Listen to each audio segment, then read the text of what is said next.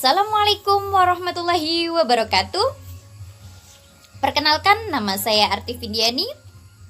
Saya sekarang sedang kuliah di Institut Agama Islam Nusantara Batanghari, semester 5 jurusan Pendidikan Islam Anak Usia Dini. Dengan dosen pengampu Bunda Novi Susanti SPD MPD di mata kuliah Neurosen dalam Pendidikan Anak Usia Dini. Saya perwakilan dari kelompok 5 akan membahas materi tentang neuroanatomi otak. Di sini, kelompok 5 beranggotakan saya sendiri Arti Findiani dan Arni Mardiana dan yang ketiga Astuti. Baiklah, untuk pembahasan yang pertama akan dijelaskan oleh teman kami Astuti. Kepada Astuti, dipersilahkan. Assalamualaikum warahmatullahi wabarakatuh. Baiklah, saya Astuti. Di sini saya akan membahas tentang otak besar. Otak besar adalah area terluas yang mewakili sekitar 80% dari keseluruhan otak. Permukaannya berwarna kelabu pucat, berkerut, dan ditandai dengan jalur dalam yang disebut pisures. Juga diselingi jalur dangkal yang disebut sulci. Lipatan-lipatan pada permukaan otak yang tampak dari luar disebut gyrus. Nah, otak besar dibelah oleh dua garis besar, sehingga otak besar dibagi menjadi dua, yaitu otak kiri dan otak kanan. Meskipun otak dibagi menjadi dua bagian, tetapi saraf-saraf tubuh sisi kanan justru menyeberang ke sisi otak kanan. Begitu juga sebaliknya. Nah, di dalam otak besar dibagi menjadi 4 lobus, yakni lobus prefrontal, lobus temporer, lobus occipital, dan lobus parietal. Itulah pembahasan dari saya. Pembahasan selanjutnya akan disampaikan oleh Bunda Arni Mardiana. Terima kasih. Assalamualaikum warahmatullahi wabarakatuh. Nama saya Arni Mardiana. Saya akan melanjutkan apa yang telah disampaikan oleh Bunda Astuti. Berikutnya yaitu tentang otak kecil atau cerebellum. Otak kecil adalah struktur hemisfer atau belahan yang terletak tepat pada bagian otak besar. Volume otak kecil berkisar 11% dari keseluruhan volume otak. Otak kecil berfungsi mengkoordinasikan gerakan. Otak kecil memiliki besar seperti bola base, terletak di bawah lobus occipitalis dan terletak di bagian atas pada bagian batang otak. Otak kecil terbagi atas yaitu 1. Vestibulocerebellum yang berguna menjaga keseimbangan dan kontrol pergerakan mata. Yang kedua yaitu spinocerebellum yang berguna meningkatkan tonisitas otot dan kemampuan terkoordinasi serta gerakan yang disadari. Yang ketiga yaitu cerebrocerebellum yang berguna untuk perencanaan dan menginisiasi yang disadari pada area motorik korteks, serta area ini merupakan tempat penyimpanan memori. Selanjutnya yaitu batang otak. Batang otak atau brainstem adalah penghubung vital antara medula spinalis dan bagian-bagian otak yang lebih tinggi.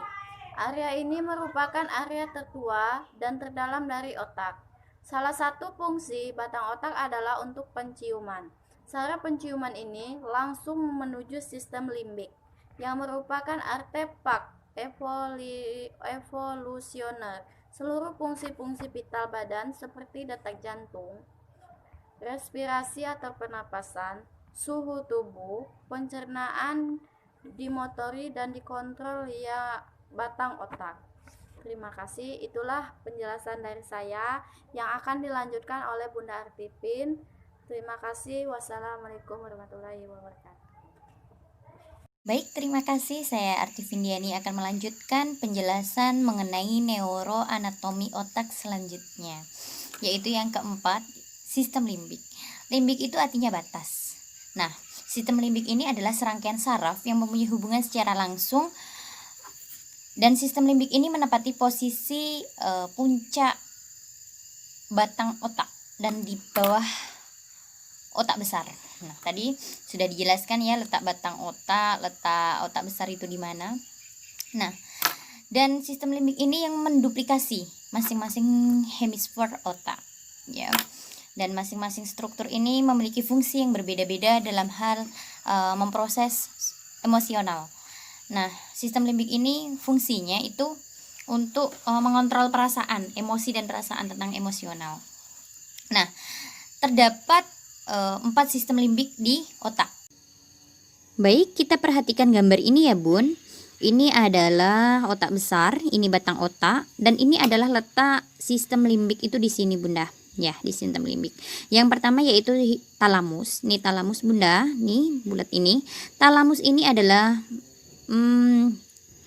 mengelola informasi yang masuk ke dalam otak. Kecuali penciuman, di sini dia tidak kecuali penciuman ya Bun penjelasannya.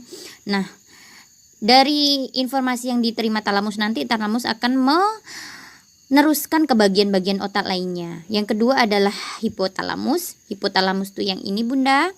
Hipotalamus itu letaknya di bawah talamus Bun. Nih di bawah talamus. Nah, ketika talamus menjalankan fungsinya, maka akan terus meneruskan tadi ke hipotalamus. Nanti hipotalamusnya memonitor ke seluruh internal tubuh agar menjaga keseimbangan. Terus ada juga yang ketiga hipokampus. Ini hipokampus. Nah, hipokampus ini terletak di dasar area limbik. Nah, bagian ini adalah untuk mengkonsolidasi pembelajaran Bunda. Dan ini adalah ketika kita belajar itu Bun masuk ke dalam otak. Nah, hipokampus ini yang mengelolanya Bun sampai ke jangka panjang ini. Yang keempat adalah amigdala. Amigdala ini menempel pada ujung hipokampus. Nah, ini adalah untuk mengontrol dan mengelola emosi, rasa takut, rasa cemas itu ada di amigdala. Tadi kan sudah dijelaskan bahwa sistem limbik ini adalah menghasilkan emosi dan memproses memori emosional. Nah, pusatnya ini ada di amigdala, begitu Bunda. Baik Bun, selain keempat bagian otak tadi yaitu otak besar, otak kecil, batang otak dan sistem limbik, ada bagian otak di dalam otak yang terdapat di seluruh bagian otak namanya sel-sel otak. Yang kelima yaitu sel-sel otak. Otak kita itu terdiri dari ribuan bahkan triliunan sel. Sel itu adalah bagian terkecil di dalam anatomi otak. Nah, sel otak ini ada yang disebut dengan neuron. Nah, neuron ini adalah bagian yang bertanggung jawab atas cara berpikir kita. Nah, ketika kita membayangkan, ketika kita berpikir, belajar sesuatu, nah pesan-pesan ini akan disampaikan oleh sel-sel otak yang akhirnya akan membentuk jalur-jalur neural. Nah, masing-masing neuron atau masing-masing sel-sel otak ini berkomunikasi dengan cara melepaskan zat kimia yang dinamakan neurotransmitter yang membawa pesan-pesan antar neuron. Di dalam sel-sel otak ada yang dinamakan dendrit dan akson. Dendrit dan akson ini menghubungkan masing-masing neuron. Dendrit menerima informasi dan akson itu meneruskannya. Antar masing-masing neuron ini terdapat celah-celah kecil yang dinamakan sinapsis, di mana neurotransmitter ini disalurkan. Nah, ini gambar sel otak ya Bun. Nah, dalam sel itu ada yang dinamakan badan sel. Ini badan sel Bun. Nah, ini aksonnya. Akson ini batang yang tinggi itu, dendritnya nih yang bawah ini Bun, yang kecil. Nah, ini diperbesar. Ketika dia diperbesar ini, nah ini ketahuan ini ada dendritnya, ini akson, dan celah-celah kecil ini Bun, ini yang dinamakan sinapsis, tempat dari neurotransmitter tersebut, seperti yang saya jelaskan tadi. Baik Bunda-bunda, begitu saja yang dapat kami sampaikan kepada dosen pengampu. Teman-teman yang ingin bertanya, ingin menanggapi, kami persilahkan. Kami mewakili kelompok 5. Mohon maaf atas segala kekurangan dan terima kasih atas segala perhatian. Kami akhiri billahi taufiq wal hidayah. Wassalamualaikum warahmatullahi wabarakatuh.